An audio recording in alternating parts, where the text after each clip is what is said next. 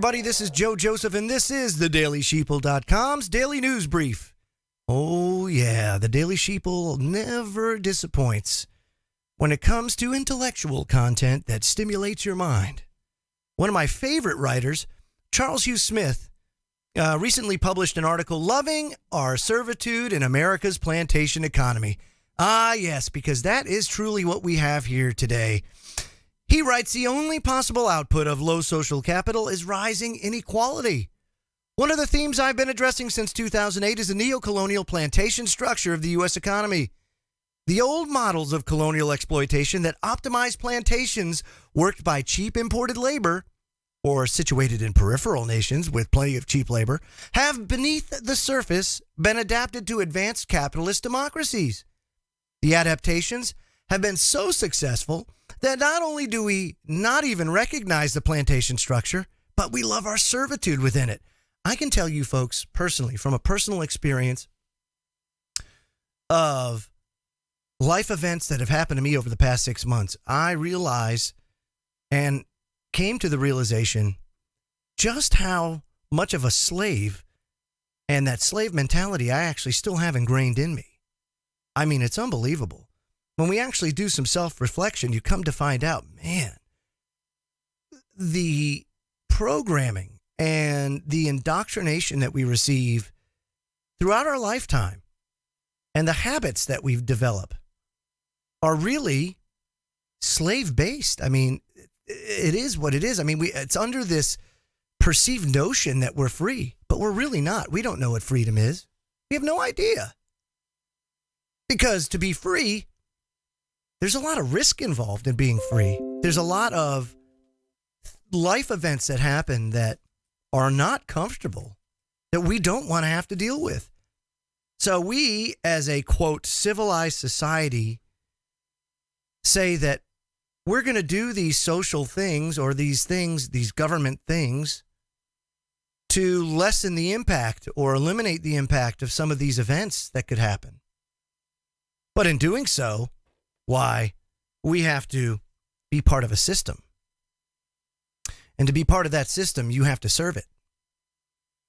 And that's what we have today. So as noted, the current mode of production optimizes the commoditization, of everything. Whether it be computer chips, fish and chips, labor, expertise, everything.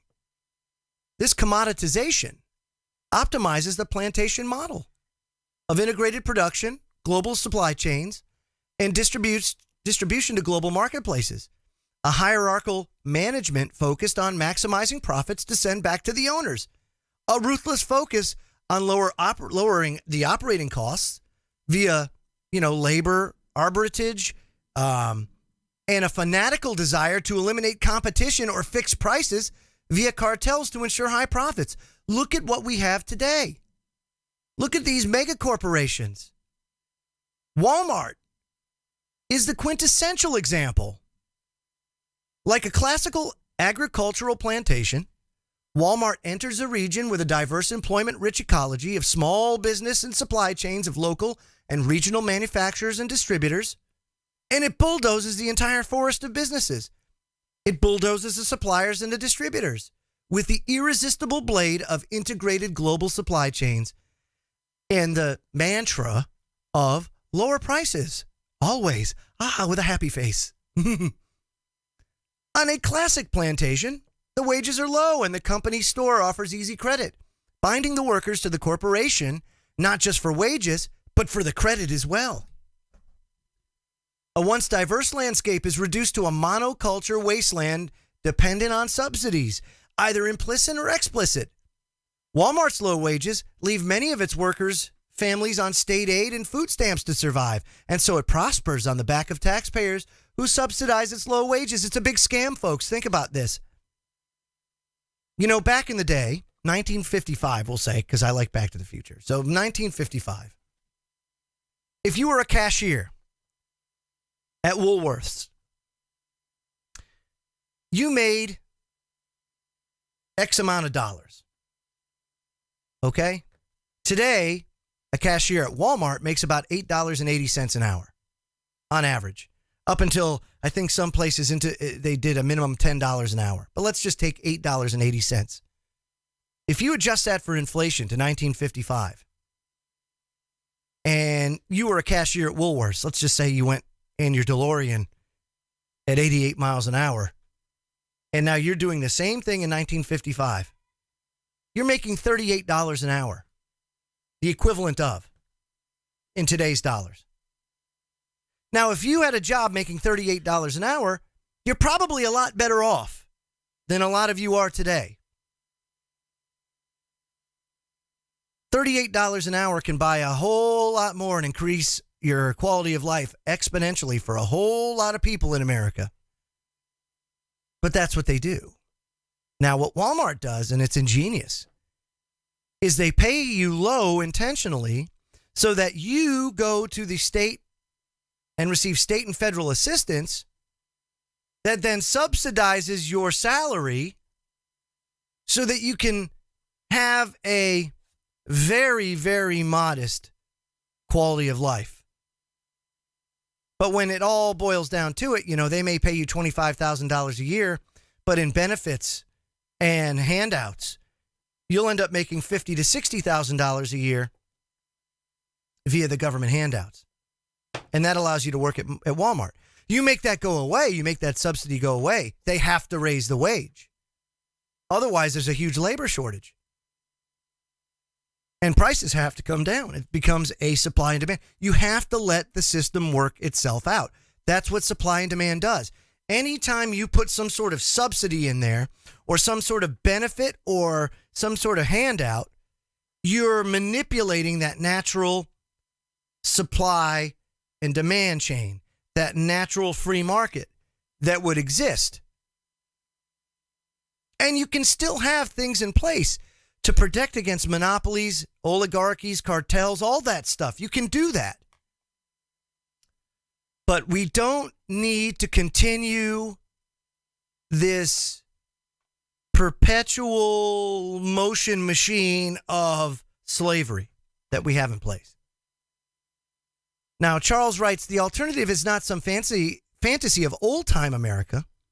This model still exists where citizens refuse to submit to the mono-tyranny of low prices. But isn't it odd how this statement, the nation does not exist to benefit corporations, corporations exist to benefit the nation and its citizenry, sound breathtakingly revolutionary in today's political experience? I mean, I think it does. One of the key concepts in the Survival Plus critique is the politics of experience. This is an elusive concept because what we take for granted is invisible to us.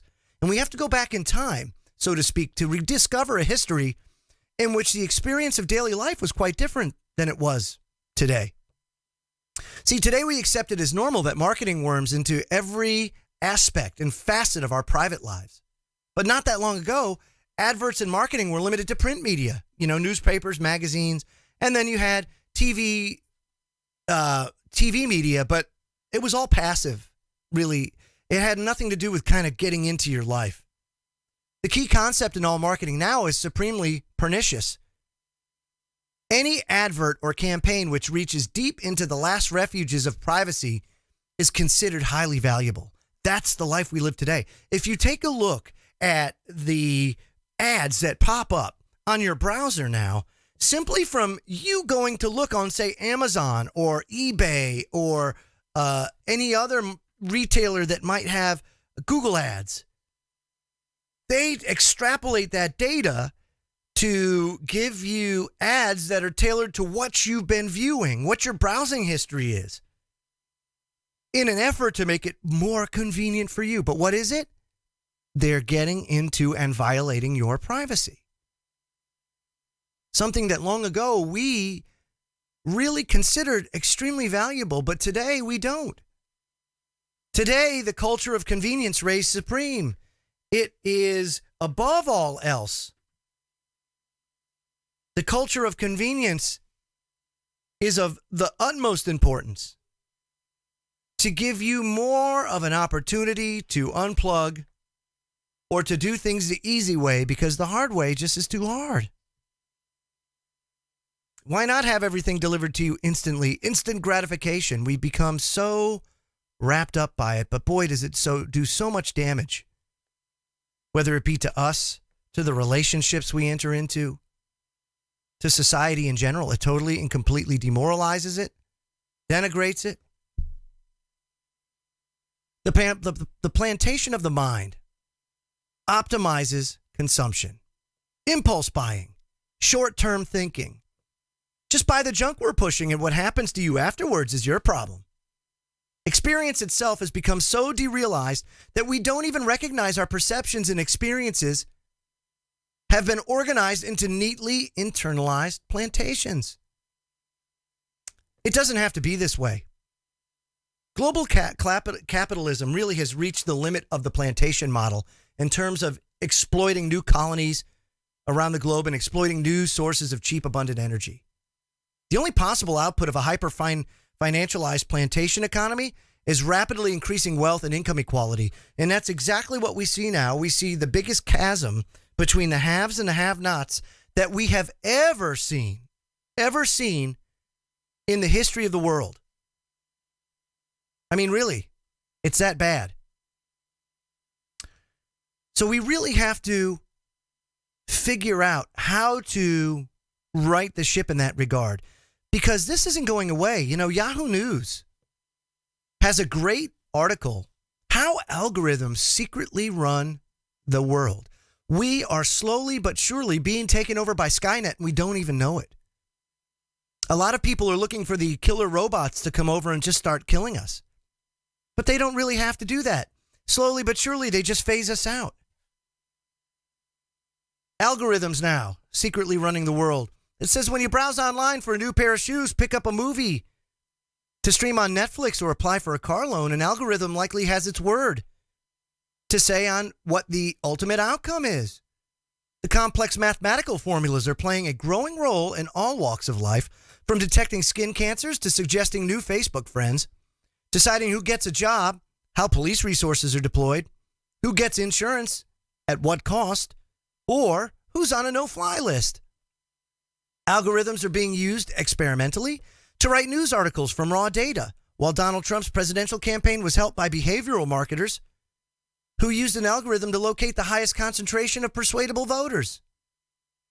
But while such automated tools can inject a measure of objectivity into erstwhile subjective decisions, fears are rising over the lack of transparency algorithms can entail, and with pressure growing to apply standards of ethics or accountability, especially to corporations like Facebook and Google, whose algorithms basically run the world. I mean, we do need some sort of oversight into this, because they can take over the world, and they have in many facets, many ways.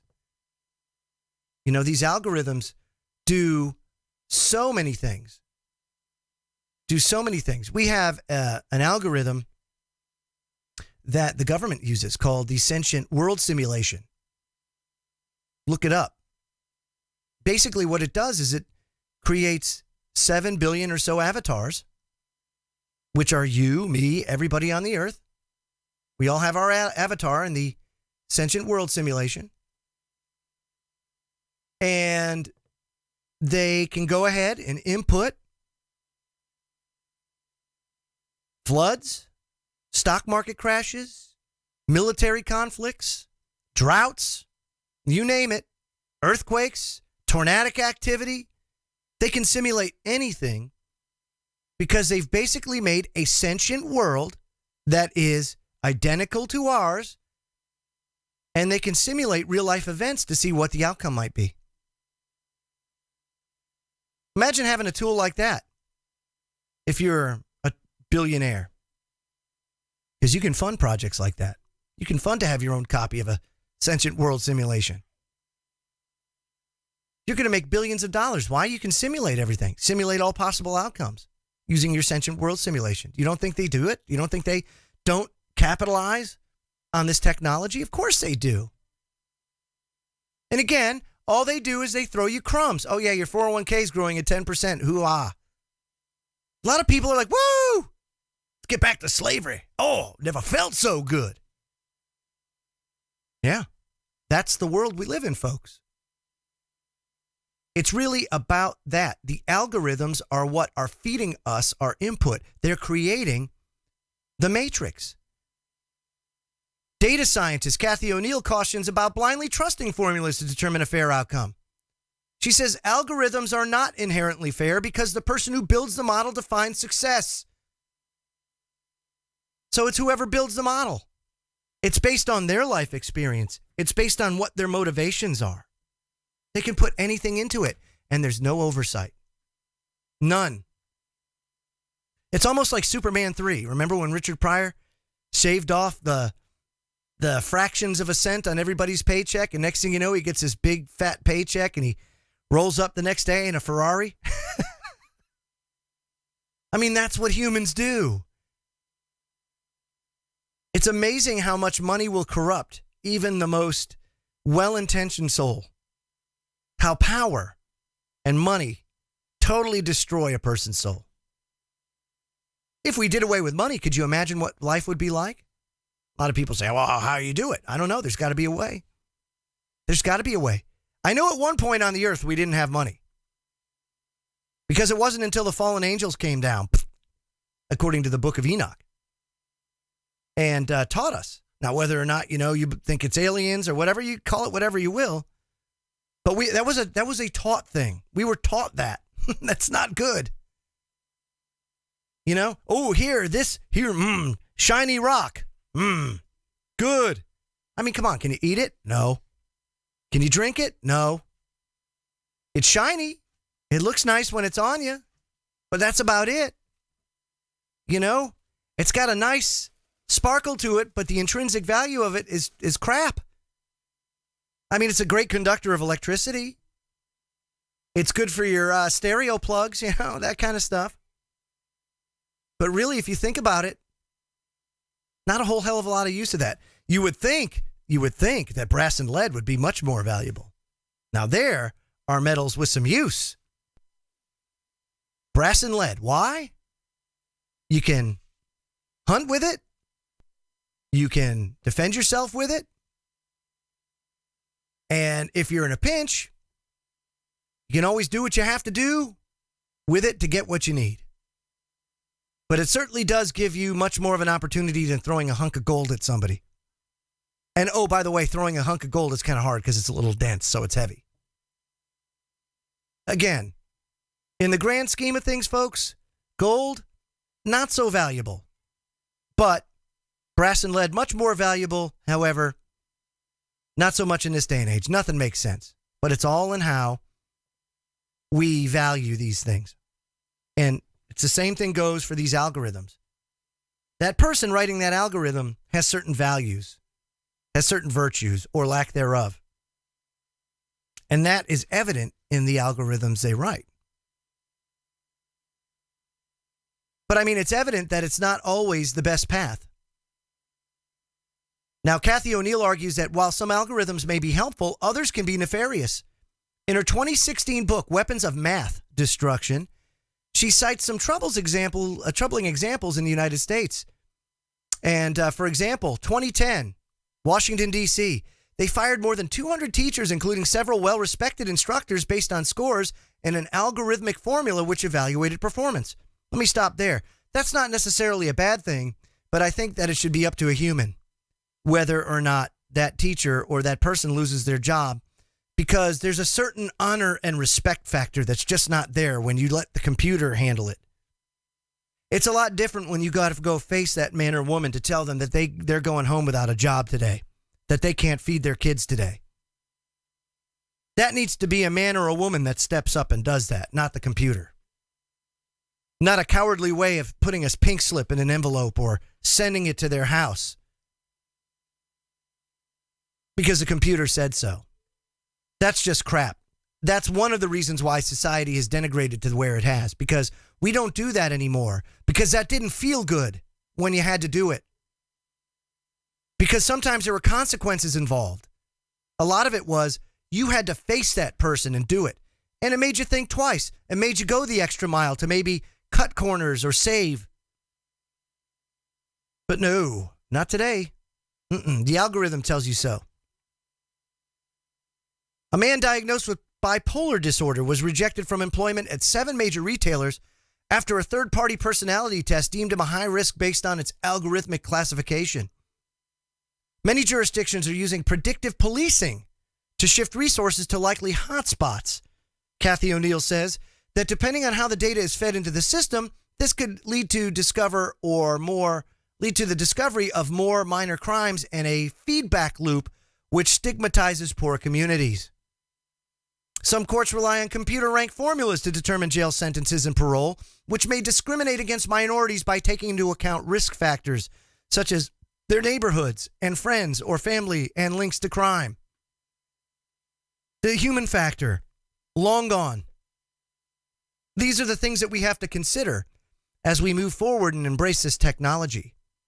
Because as we move forward and technology advances, we have to be very, very careful, folks, not to lose focus and not to lose that embrace of our humanity. Because that is what is ultimately of most importance. I'm Joe Joseph. This was the DailySheeple.com's Daily News Brief. Subscribe to our newsletter, at the DailySheeple.com or this YouTube channel today. Have a great day, everybody. Take care.